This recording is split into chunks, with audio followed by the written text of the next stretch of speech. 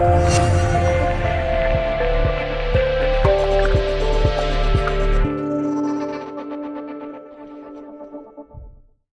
Irelan, welcome to Being. Thank you so much for being here.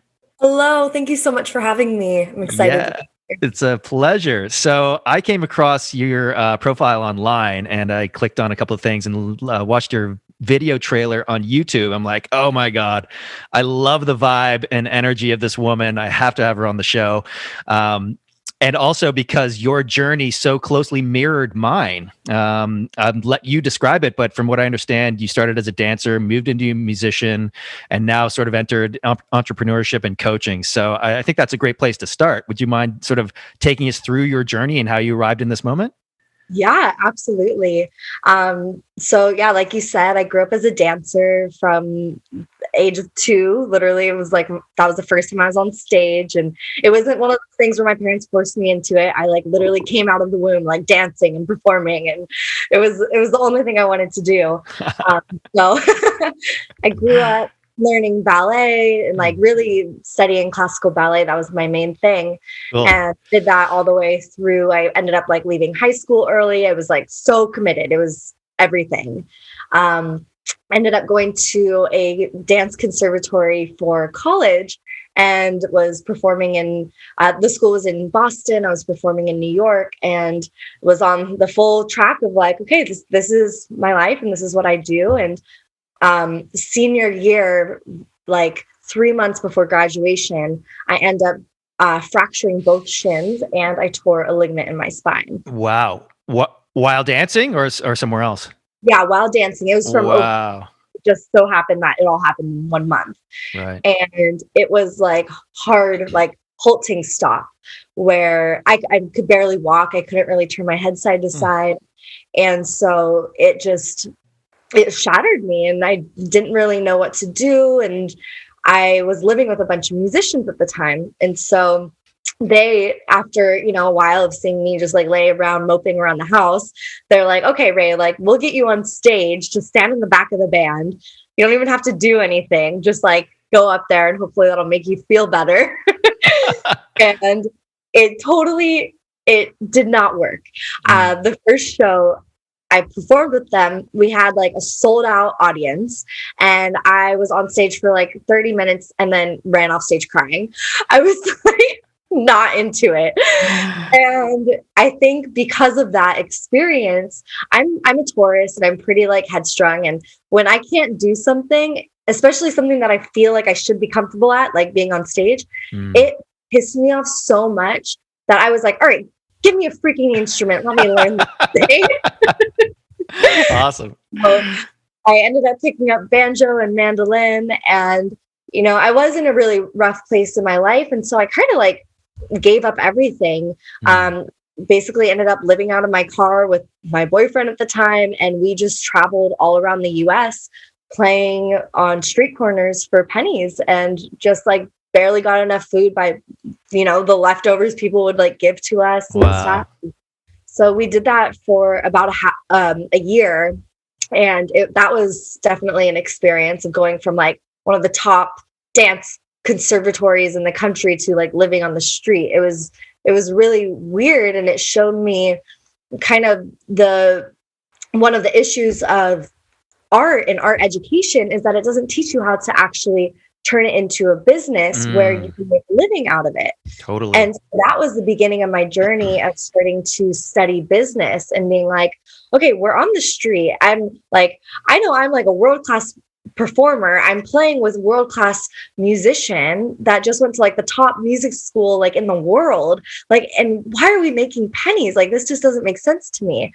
So I started studying marketing and branding and sales and all of this stuff really out of the desire to just be able to share music and share our passion with the world, share a message of, unity and love and consciousness.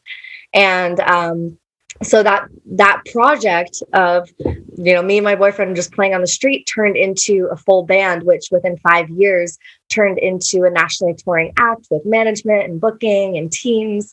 And it was just amazing to witness. And professionally, it was awesome. But then on the inside, there still wasn't alignment, and there was things really off with just the lifestyle, which Yeah. was drug, sex, and rock and roll. Like, Yeah. so I ended up kind of falling into another deep depression because also I hadn't healed some of these other things. I kind of just kept moving through them. And I found myself really like hanging on to different substances and stuff like that. And before I knew it, I was in my car driving home from a gig and had a suicide attempt where I drove my car off of a cliff. And this was Wow. really just, I was just like ready to give up everything. And at that point, I didn't understand, or I couldn't see like why I should even be here. I felt like it Mm. was worse that I was here. Mm. And everything I was doing just felt so off, but I didn't know how to stand up for myself or hold boundaries or anything like that at the time. Or even just have like forgiveness and, self-compassion. Yeah. So the car ended up going off the cliff, but that's where I had my like speak to God moment where basically like I saw the white light, it was there. And, God, universe, creator, whatever you want to call it, this voice that I had never heard said, "Hey, you've been asking to leave. Like, this is our gift to you. This is your chance. If you want to leave, here you go. And if you don't, let us know right now." And in that moment, there was just this like 1%, like little speck of like sand that I was like, shoot, what if I'm supposed to be here? Mm. And that little tiny spark just like lit something up inside of me that was like, okay, if just that little bit, that 1% is there, I've got to stay and figure this out. I got to see what that's all about. And in that moment, I came back to consciousness because I was totally like knocked out, came back to consciousness. And then the car ended up landing just upright. Mm. And I walked out of that accident without a scratch or a bruise. And it was the most incredible, like, consciousness like expanding moment ever. And then I stepped back into my life and I'm like, oh my gosh, this is a shit show. I need help. Like, this is like, I feel great now. Like, I just spoke to God, so like all is good. Like, I can get through anything, but like, oh my gosh, my life is a mess. So that's where I really started leaning in and just asking for support, finally putting my hands up and being like, I need help. Yeah. And that's what led me into the coaching and personal development and healing space. I ended up traveling all around Central America. That's actually what led me to Costa Rica for the first time, was to study like permaculture and shamanism and healing and do ceremonies. And then I was, doing Eastern and Western practices to just get myself back to a status quo of like happiness, or just like, okay, I'm here. And through that experience, I just transformed so much through the help of my mentors and the people that came in, communities, and art, especially music, dance. That's really where it became not about the show anymore, not about the performance, but really just a healing modality for myself. Oh my God. That's so beautiful. It was amazing. And that led me into the coaching space that I am in today. And it's all been like a wild journey since, and definitely not all like, rainbows and butterflies since, but it's an adventure. And that's what I kind of like to name it as. It's just an adventure, and it's going to have its ups and downs, and I'm in for the ride. Yes. Oh my God. What a story. Thank you so much for sharing that. And again, it mirrors so closely a lot of my experiences. I came up as a musician as well, played in bands for years and years, struggled with alcohol dependency, had this feeling of disconnection that I couldn't really put my finger on, and just, sort of continued down the path of just numbing out with alcohol and drugs just to numb that pain. And I came to the realization that, and I think this is true of a lot of people, especially people that struggle with substances, there's a fundamental disconnection between who we are on an essential sort of higher self level and who we identify as in the world, who we're conditioned to be, who we're expected to be. And so when we're trying to tick all those boxes and follow the societal rules of what we're supposed to be in the world, we get further and further away from our essential selves. And that causes so much pain and disharmony that we just have to numb out in some way. unless we come to, hopefully people come to a point like you had, and I had something similar, just a point of clarity where it's like, okay, this has to stop. Something has to change. And so I quit drinking almost 3 years ago now. And it's just been, wow, what a wild ride of introspection and discovery and coming back to that sort of essential alignment. And that's kind of what I do with my clients. And so that mirrors a lot. So what I wanted to ask you is, though, that feeling of alignment that I'm describing, do you resonate with how I'm describing it? And how did it show up for you? How did you recognize it? Yeah, absolutely. That feeling of alignment, I think, I mostly recognize it when I'm in nature. Yes. That's always been like the thing that when I'm feeling disconnected, I go in nature and something magical happens and all of a sudden I feel better.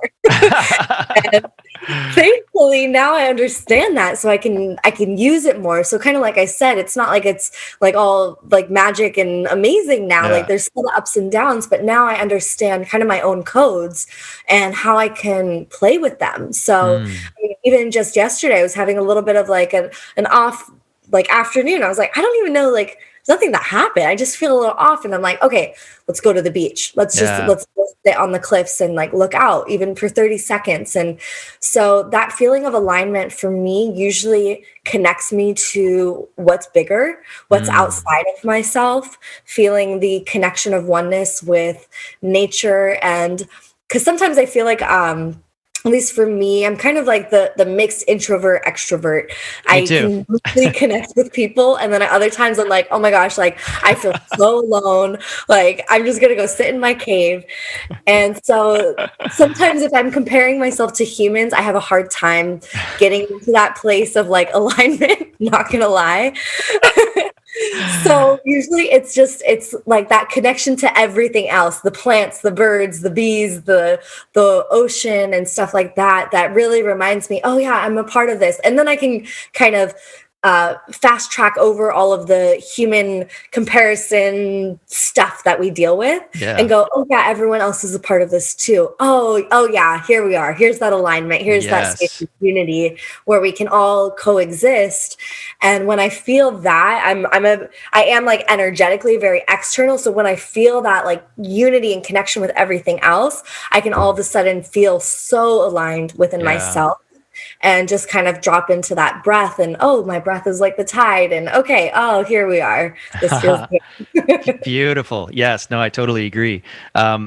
I want to ask you though, when you were struggling with sort of substance abuse or on a path where you felt misaligned, before you got to the point, because this happens a lot with people, they ignore it or they don't see the signs.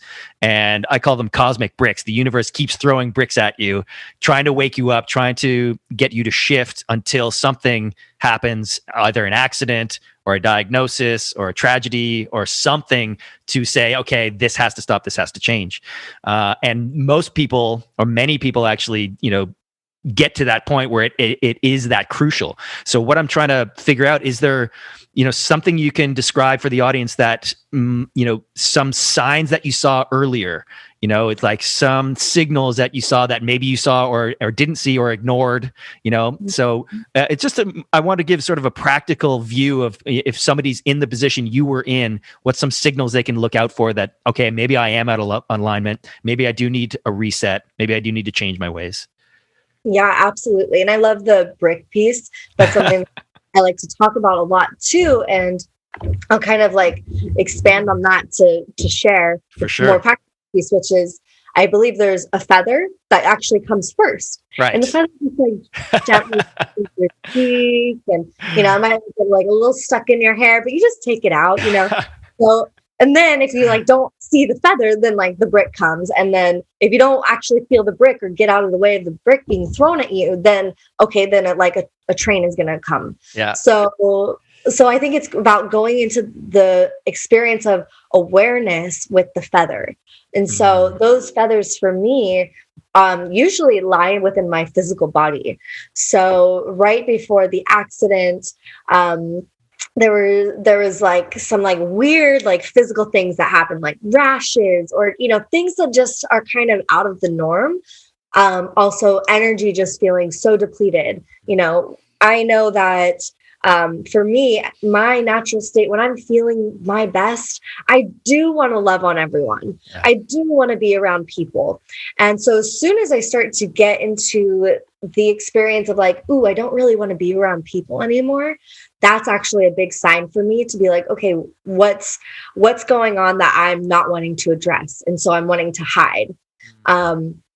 Other signs would maybe be, oh, definitely my appetite. You know, I know for a lot of people, either you eat more when you're stressed or you stop eating. So it's not necessarily one way or the other, just like kind of that like switch, like that quick switch where I'm like, okay, something's different.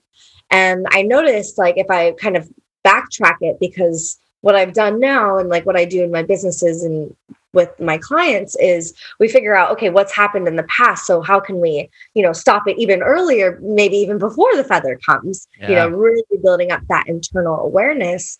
And I started to see every time I'm not moving my body, because I'm a dancer. And when I got injured, I stopped dancing. And then I didn't know how to work out or do anything else. I had only dance. I'm like, I can't play sports or like run, like what? So I just stopped moving my body. And it's like, oh, like that is a code for me. I need to be physically active to find that space of alignment, just so I can think clearer. And by think clear, then I can hear my intuition, then I can make more aligned intellectual decisions. So that was a big one for me, where whenever I stop being physical in my body, basically using my humanness, then that always leads to stuff kind of being a little bit more out of alignment. So now, I kind of like to combine the things. Like I grew up doing a lot of outdoor adventure sports. And the last few years, that's a big practice that I brought back in. I was like, okay, let's get back into surfing. Let's go rock climbing. Let's go skiing. Let's just like get in nature and move my body. And that has been one of the biggest codes of just finding that internal alignment. Yes, the connection with nature. And a big reason why I moved to Costa Rica is exactly that. Just communing with nature. And like you said, whenever I feel stressed, I can just go outside. And you can do this anywhere, even if you're in a city. Just walk around the block and get some fresh air, or go hug a tree, or just go to the park, or anything. But being in Costa Rica, just the power of nature here, and remembering that we are fundamentally one with nature. Like we are nothing without the plants and the trees and the ocean and the sun. We don't exist without those things. So that remembrance at a fundamental nature that we're all connected, I'm just getting chills just saying it, because it's so powerful. If you are feeling out of alignment, or you're spinning off into your thoughts, reconnecting with nature is such a powerful way. And you mentioned surfing. Surfing has been huge for me. I took it up when I was 39, like when I moved to Costa Rica. Yeah. And now it's like one of my religious practices. Like I love it so much because of that connection with nature, because it's moving my body, because it's in flow with Mother Earth. Oh my God, it's so amazing. But your creativity, I want to ask you about, because for me, I was also a musician. I still play, but I made a career out of it for a long time. I wrote advertising jingles, which was awesome.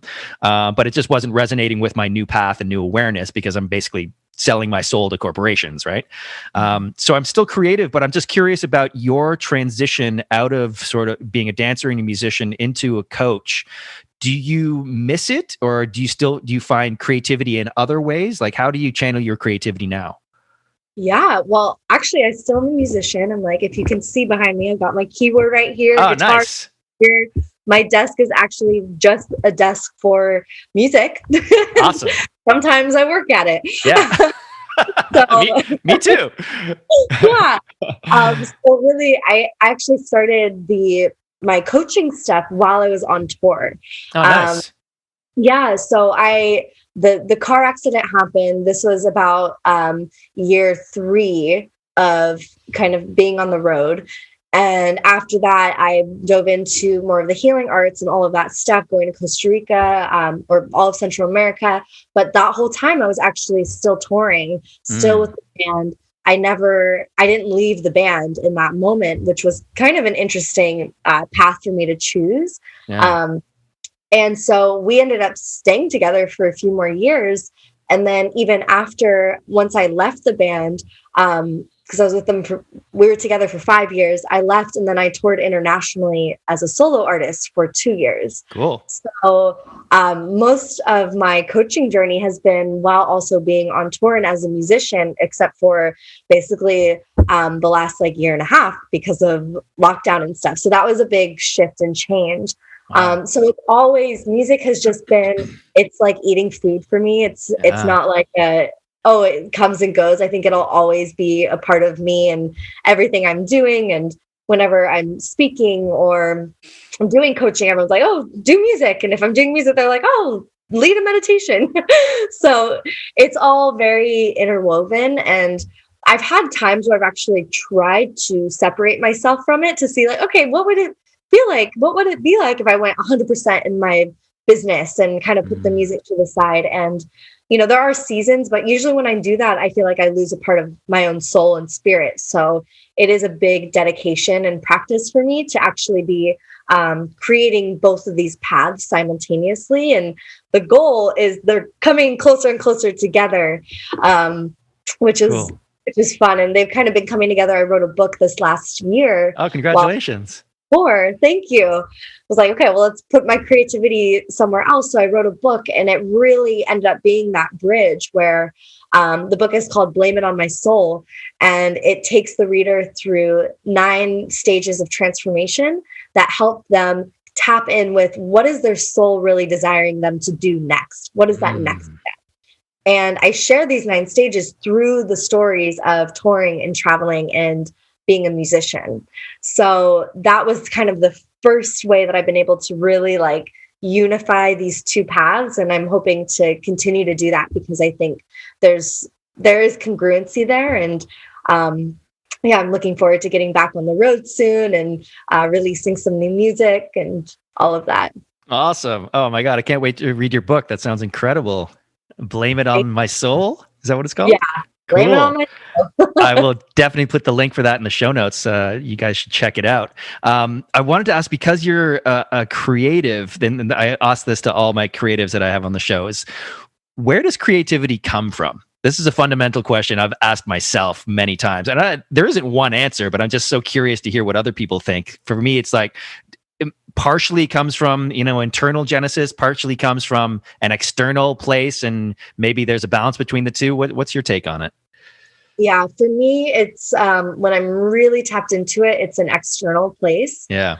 It's something that is created like from the universe. And then I believe what it feels like it then comes into me. And I get to express that. So a lot of times when I'm like songwriting, or if I'm, jamming, or even, creating a dance, the ones that really like have this like spark and like, ooh, like what was that?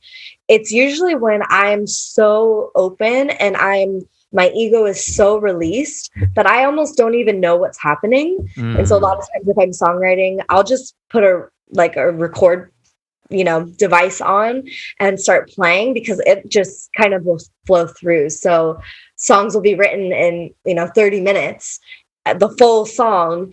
And it'll be like, when I come back, I'm like, wow, what just happened? Like, is that my song? Did I just have I heard that song somewhere else? Like I don't even know. It doesn't have that attachment of it being mine necessarily. I just feel blessed and honored to be able to share it. Totally. Like you're a creative channel, and and that's an experience I've had a number of times where the song kind of comes fully formed, and you have your only job is to be available as the channel to transmute it into a 3D reality, basically, right? There's a funny story that I can't remember who it is. I think it's John Prine or someone is driving down the LA freeway, and he gets this hit of inspiration. And he's like, to the muse, like, can't you see I'm driving here, dude? I can't, pick up my guitar. He's like, why don't you go bother Leonard Cohen or something? I love that. Yeah, it's hilarious. But so the creative channel, that's a lot of what I do with my clients as well, is how do you clear out sort of the noise and the distortion and the mud that's in our creative channel? And a lot of that is ego born or conditioning or whatever it might be, to really be open with your heart and your energy to receive and to transmute energy in both directions. Yeah. And that's super, super powerful, but it does take, like you said earlier, a certain depth of self-awareness and self-trust. That's something I've kind of struggled with because I've lived in my head for so long. Like I'm really intellectual and a seeker of knowledge. So trusting my sort of essential nature and my intuition has been really challenging for me. And that's, I think, what is necessary in order to be a creative channel or just a channel of energy, full stop, is to have the courage to keep your heart open, even when it's painful, even when it's challenging, because when you do keep it open, those beautiful moments can arrive, right? Do you resonate with that? Absolutely. And I think like it can be a really awesome hack too, is like to practice your intuition through the arts, especially through the arts that you might not be as skilled at, because then there's not as much judgment in it. Ooh, I love that. How do you do that? So for me, like painting or drawing, because if I try and do this with dance, I'm way too trained. So I just get into the technical mind. With music, I'm trained enough to know when, like, I'll judge myself still. So I need to do something that I'm like not trained in, something that's just, it feels like it's just play. And then from there, I start to follow my intuition because there's no like high risk, there's no like, oh, this is going to be a bad like piece of art because I am an artist. So I have these certain standards that I hold my art to. Right. But if you're not an artist, and this is what I work with a lot of my clients with, because usually they're not artists, but they're creative. Yeah. But it's like, hey, try something new. Like even if you have a guitar or some instrument, just play one note like over and over again and just sing over it. Like you can't go wrong. And just start using it as a practice to like hone in on that skill of intuition and following it. Because it's not going to guide you into like, oh, sell your home and leave your husband, like this like big thing that might like make big ripples, but you can actually start to like really take action on those intuitive hits. Yeah. Awesome. I love that. And it takes a level of surrender as well, just to let go of any judgments or preconceived notions or ways of being or ways of doing, and just allow yourself to be fully in the moment and see what comes through. And more often than not, you'll surprise yourself. It's like, holy shit, that was pretty good. And it felt good. And it was fun. Yeah. Right? Absolutely. Yeah. And oh yeah, go ahead. No, I was just going to say it because we are all creators, like you said. It might not manifest in instruments or painting or dancing, but we are all creating our reality through our actions, through our emotions, through our energy, through our thoughts in every moment. So once you sort of tune back into that, it's like, holy shit, I am so powerful that I'm creating everything that's happening for me. What do I want to create? Right. Yeah. And that's a massive shift that definitely for me and a lot of people I talk to is moving away from that sort of life is happening to me, that victim mentality, into, okay, I can actually influence everything that happens in my life through my conscious intentionality. That is super powerful, but also terrifying for a lot of people. Do you find that? Absolutely. Yeah. I have a lot of clients that I work with this on because they'll come to me, and once they start tapping into the power that they hold, a lot of fears come up. Yeah. Oh, well, like if I'm actually that powerful, like what if I misuse that power? Yeah. What if, and they have these like memories from past lives or, stories that they've heard that are so terrifying, and they're like such heart-centered people, but that the last thing that they would ever want to do is to misuse power. Yeah. So most people will say, I don't want the power. Like, right. I just want to be love. I just want to, be of service. And I think that's actually a disservice. So tuning into the self-trust of like, I'm going to stay in such deep alignment and deep integrity in my love, in the values that I hold, that I can actually expand my capacity and hold even more power. Yes. Amazing. That's so powerful and so needed. So I think this is a good spot to sort of transition into more about what you do. Can you describe like what your coaching business is? Yeah, absolutely. So, like I shared, I really started the coaching business as in the transformational space. People would come to me during these big life pivots and just be like, Rae, like, how do I get through this? Like, I don't know what I want to create, but I know that I want my life to be totally different. Yeah. And so we would like re-archetype and architecture their entire life, and also usually their career or business. So I still do a lot of that work, but now it is more business focused, where I am helping spiritual entrepreneurs and coaches, master healers scale their coaching businesses. And so taking these really powerful business tools and techniques of just really dialing in your message, really getting clear on how to authentically tell your story, and then how to really attract higher level clients, and then combine that with this identity work that I love to do, the soul work of like really what's pulling you forward into this. What is your reason and purpose? Most of my clients don't care about money. They're like, I'd be totally happy like living under a palm tree, like on the so because they want to make such a big impact, money is one of those energetic tools that we get to play with. So we do work on recoding some of the energetics of money and success. So that way they can actually call in more to then, reinvest into their own art, their business, passion projects, charity work, all that sort of stuff. So it's really about scaling with intentionality. Beautiful. I love it. Such powerful work and so needed. And I've fallen into that trap as well as like a heart-centered entrepreneur of the money energetic frequency of money, and shifting your beliefs around money has been massive work for me as well. And one realization, because my old belief was that money is the root of all evil, and the people in power use it as an oppressive tool, which is true. But it's not the only story, and to counterbalance that, I'm like, okay, well, wait a minute. If I'm a heart-centered entrepreneur and I'm in alignment with myself and I have a purpose, why shouldn't I be making lots of money? Why shouldn't it? Because it can help me amplify my message, which is doing good in the world, which is helping other people, facilitating healing. And that was a massive shift that I had to get around. So many healers are going through that today. It's just being like kind of questioning those old paradigms of, the struggling artist or the healer doesn't make any money. And like, there's just so much questioning and re-storytelling happening, where it's like, okay, well, if we really do want to own that we're creators of our own reality, and we see the world and we're like, that doesn't actually look like the world that I would want to necessarily create or live in, we can actually take more responsibility by playing in it, not necessarily disconnecting from it and saying, okay, well, I'm going to just go, live in my little bubble, which is definitely what I wanted to do before I got into all this work. I'm like, I'm totally fine. Like, give me just like a little hut. I'm good. But that's not actually going to make the shift that we collectively really want to see happen on the planet.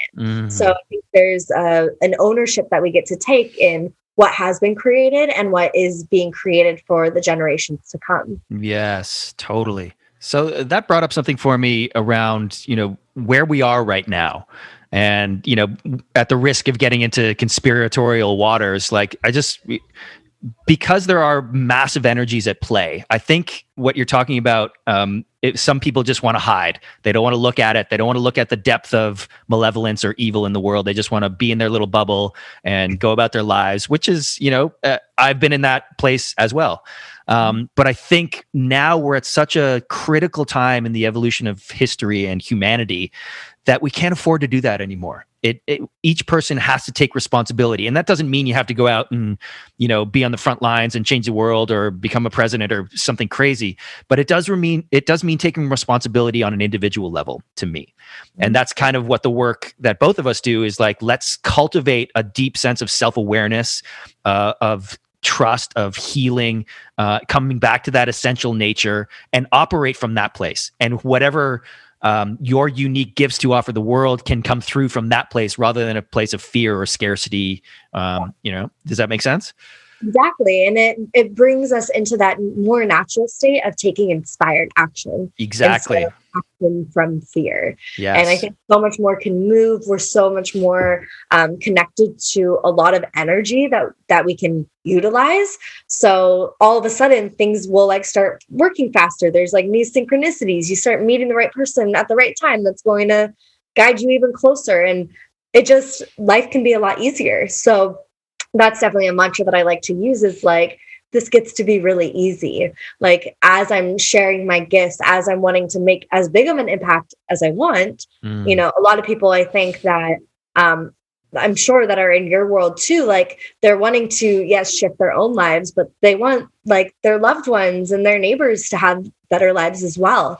And so like that takes extra energy. Like if we're just one human being trying to move, you know, multiple things, our capacity, our experience of our power needs to be bigger. And also, you know, we can create that through partnerships, through friendships, through communities, to like put more of a collective effort moving forward. Yes, I'm so glad you brought up collaboration, because that's one stumbling block that I've had in my creative trajectory. Is I sat in a room and wrote by myself for almost 20 years, and I loved it just because it's all me. Like the buck stops with me. I have to make the deadline. I have to be creative, and that just felt good. It felt empowering. But I recognized in retrospect that there was a certain fear of collaboration, because anytime I did get in a situation where I was collaborating with other people, I dropped into my head, not into my heart. And so that kind of closed off my open channel we were talking about earlier, right? And so I wasn't as creative, I wasn't as productive. We didn't get very good results in like a songwriter's room, for example, right? So I was like, that's not for me. I'm just going to hide over here and do it by myself, right? But now I recognize that, okay, that was a limiting belief and a fear that I needed to get over. And even more than just in creative applications, I think it's necessary for the next step of humanity is, first, we need to do the individual work, like we're talking about, of coming into alignment with ourselves. But then, because we're in more coherence with ourselves, then we become more enabled to collaborate in community, where there's more people that are vibing on the same frequency, not in low vibe fear, but up in like a harmonious resonance. And that's the way we change the world, from the bottom up, where we create community, like meeting somebody like you. It's like, this is synchronistic. Who knows what's going to happen from this relationship, right? And that's exciting. Yeah. I think like just bringing even in that like curiosity and that openness in every relationship that you meet. Yeah. Because sometimes we hold like judgments, or, you know, oh, well, they're here and I'm here, like they're above me and I'm below them, or vice versa, or whatever.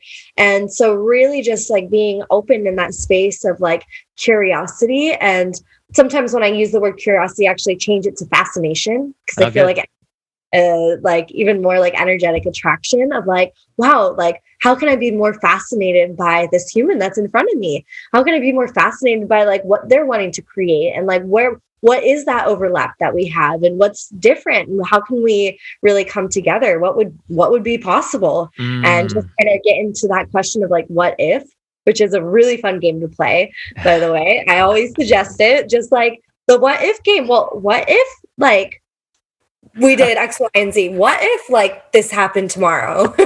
Awesome. What if I come down to Costa Rica in an hour, you know, right? like, and we wrote a song that changes the world. Exactly. So that's a really fun place to be playful. And I think the universe responds to play. Absolutely. And play and life as art in general is just, life is artwork. You are creating all the time, whether you know it or not. So really tapping into that creator role more fully definitely is fascinating, and curiosity. I love those two together. One of my favorite questions to ask guests is, what is your definition of success, and how has that changed over your trajectory? It has changed so many times. Me too. It's constantly being revised, which is okay. Yeah, always. I would say like really the biggest feeling that I have around success would be fulfillment. Yeah. That's what would kind of land most for me, is like when I wake up and go to sleep, and throughout the whole day, I'm feeling like, wow, I'm feeling really fulfilled in life right now. I think that's like one of the most like rich qualities. And through that fulfillment, also like the gratitude, just like, wow, like I'm so grateful for what I have in my life. I think that's better than chocolate pie or $1 million. So I think it's, you know, and I think that level of fulfillment, like that really, really deep level of fulfillment, can come from any other versions of what success looks like, you know, maybe a successful relationships, or successful business, or, you know, successful career, whatever it is. But I think, I've definitely seen plenty of people that have one of those pieces and yet they still don't feel that like sense of like landing of like, oh, I'm home, like, oh, I'm here, oh, I've made it. And so that is really the level of success that I'm definitely looking to cultivate every single day. And some days I feel like I have it and other days I don't. And, it's a beautiful journey, but I think that's like the most rich space to be living in. Yes. And that comes back, what came up for me, the level of fulfillment is operating and moving from that place of wholeness and groundedness, when you're creating from that place rather than from fear or from, unconscious beliefs or scarcity, whatever it is. When you operate from that place, fulfillment is the natural byproduct because you feel in alignment, you feel purposeful, and life is inherently meaningful in that situation. You mentioned, in a relationship, one of my biggest successes is the raising of my kids. I've got two amazing kids that are 13 and 10 now, and they are by far my greatest success, And so everything that happens beyond that is just gravy. It's just icing on the cake, right? And so I'm constantly in this place of fulfillment and gratitude no matter what happens. But I know so many people struggle with that. And for me, it's because there's this disconnection in society where I said earlier, we're taught to follow the rules. We're taught to, go to school and get good grades and, find a job and a husband or a wife and a car and all that stuff that's supposed to lead to success and happiness.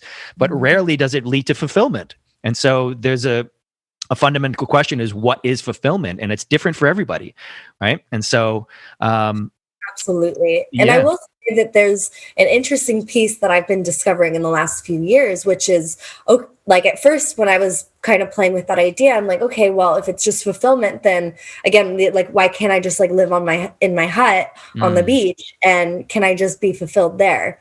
Yes. And there's a part of my soul that knows I'm here to do more. I'm here to create a bigger impact than just actually creating fulfillment within myself. And so then there's this new desire, this new drive to actually chase some other things like creating impact and also creating business success for myself and my clients, and, creating my dream lifestyle, being able to travel whenever I want, wherever I want, not having these limitations. So it is this like really interesting play, because I think for a while I started getting conditioned into like, okay, well, I need to remove all material things to come into this place of fulfillment. But I really do think for some people they're like so good with that. And then for others that might be a little bit more like creative and visionaries and leaders, like that level of fulfillment actually is not the deepest level of fulfillment. I need to be like a vessel for bigger change, for more. So it's an interesting fine line. And I think every person gets to kind of feel like, okay, where's that balance for me? Yeah, totally. I heard it described beautifully the other day because I was having this conversation with somebody else. We're talking about purpose, and what if my purpose is just to sit on the beach and drink margaritas and do cocaine, for example? It's like, okay, well, that's not purpose, because the fundamental nature of purpose is being of service. And so she described it as, an inner concentric circles moving out. You start with alignment, what we're talking about earlier, and then that moves into purpose, and then that moves into impact, and then that moves into material goods or whatever, spoils you desire in the world. But that it has to come from first inner alignment and then purpose and being in service, and if you have those in that creates fulfillment intrinsically, I think, right? Yeah. Because I agree. Yeah. It's like the automatic button. Like if you want to be really feeling fulfilled, like do it in this order. Yeah, exactly. There's so many leaders that talk about that. And like Tony Robbins talks about contribution a lot, and like how he had this big shift. And I think like so many people, whether you're successful or not, like that's the starting point, is into that place of like internal love and like, okay, yeah, how do I be of service here? Yeah. Totally. Well, another thing that just came up is that, especially over the last year, obviously so many people are suffering. So many people have lost their jobs. Is that, there's the Maslow's hierarchy of needs. Like we're in survival mode. A lot of people are in survival mode where it's just like, I need to put food on the table, dude. I'm like, I can't think of anybody else right now other than me. And that's, when you get down to that survival level, it's very hard to, be thinking anything beyond your front door or how you're going to put food on the table. So, there's a certain level of gratitude and awareness that of the privilege I have personally to have those fundamental needs be taken care of in order for me to be of service. And there's a certain level of responsibility, I think, that comes with that as well. Anybody who does have those fundamental needs met, must be of some service to the world. There must be some responsibility to be impacting the world in a positive way. Otherwise, you're just, an observer and you're just a victim to whatever happens to you. Would you resonate with that? Yeah. And it's interesting because I sometimes share this. I actually haven't shared this in a while, but during the time where I was living on the street making pennies, I was totally happy. Right. And I was totally happy. I did not know where I was going to shower next. I didn't know if I would have a bathroom. I didn't know where my next meal came from. And I was able to really internally source an experience of happiness and gratitude and just appreciation for the moment, literally no matter what. So I think sometimes, I think humans are more advanced than now. I think in the past we could say, oh yeah, we were in survival. We couldn't go into that space, but I don't think that's actually true. I think in survival, we have just as equal of an opportunity to tap into that mindset. And from there, things can actually really shift. And when I was in that space, what was so interesting was, I was very curious after growing up in the middle class, and then from middle class going into this conservatory that was really high end, and I got in on a big scholarship. Right. So it was okay, I was seeing the world from different eyes. And so when I actually started living on the street, I was I genuinely want to understand the mindset of the people that are around me. And so I had so many conversations where I actually found out that so many people had actually just chosen this path. They were like, oh yeah, I could be living with this person or that person, but I would rather be here. And so I think it does come back to this sense of responsibility and taking ownership. And I really, because I've experienced this, I love holding that standard of if you're in survival, or if you have your survival needs, you think you're met or safe, which also this last year has shown, even when you think you're safe, you're not. Totally. So technically, we're all in survival almost all the time. Right. But that is not a good enough of an excuse to say, oh, I can't come into this piece of place or this place of peace. I think the Buddhist monks showed us that they would, sit and meditate in the caves. This is possible for us to do. And I think we are in a place where it's how can we normalize that, and how can we almost implant new thoughts of I'm safe, I'm okay. Yeah. Even if I feel like my world is falling apart, I'm okay. And just that little tweak in the mind can really shift so much in our nervous system and get us calmer, so then we can start thinking and making those better decisions again. So no matter where you're at on the external success level or scales or whatever, you're still going to be having these big fears. And so it really comes back down to I'm safe, I'm okay, you're safe, you're okay. If this could become more of our normal dialogue that we have with each other, even with parents to infants, letting them know that this is a safe place, I think so much would start to shift, and we'd start to see things change a lot faster and be able to create more. And remember, oh yeah, we have power here. This is our planet. This is amazing. Wow. What a powerful perspective. That is so awesome. I love it. We are safe and we are super powerful, each and every one of us. And just remembering that. Wow. Incredible. Rae Irelan, I really appreciate your time. I know you have another call coming up, so I'm just going to ask you one more question before we let you go. And it's one of my favorites too. If you were to take all of your experiences, all of your knowledge, all the wisdom gained, and just distill them down into one message or one sentence, what would it be?